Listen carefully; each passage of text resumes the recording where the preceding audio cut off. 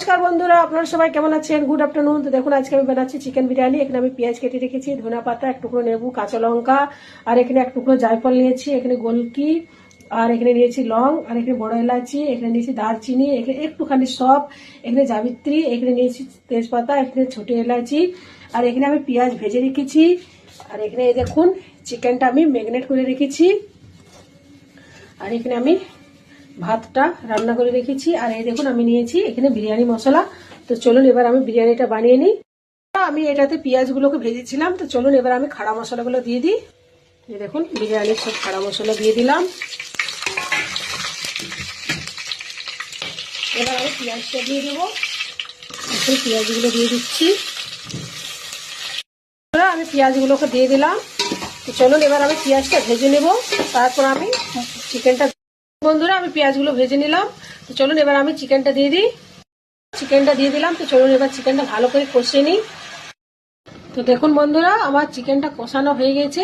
তো চলুন এবার আমি বিরিয়ানির জন্য যে ভাতটা আমি রান্না করে রেখেছি, এবার ভাতটা দিয়ে দিলাম। এর মধ্যে আমি যে পেঁয়াজগুলো ভেজে রেখেছি পেঁয়াজ ভাজাটা দিচ্ছি। এখন অর্ধেক ভাতটা দিয়েছি, অর্ধেক দিইনি। দেখুন গরম মশলা, ধনিয়া পাতা,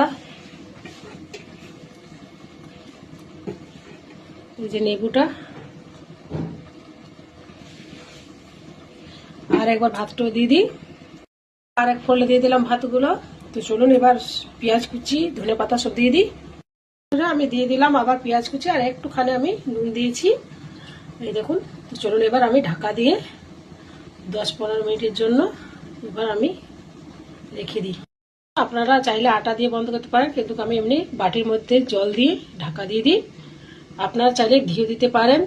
তো চলুন এবার আমার বিরিয়ানিটা 5-10 মিনিটের মধ্যে তৈরি হয়ে যাবে। বন্ধুরা বিরিয়ানি তৈরি, তো চলুন এবার খেয়ে নিই। এখন বন্ধুরা বিরিয়ানি তৈরি, তো চলুন এবার খেয়ে নিই। এখানে আমি সালাদ কেটে নিয়েছি,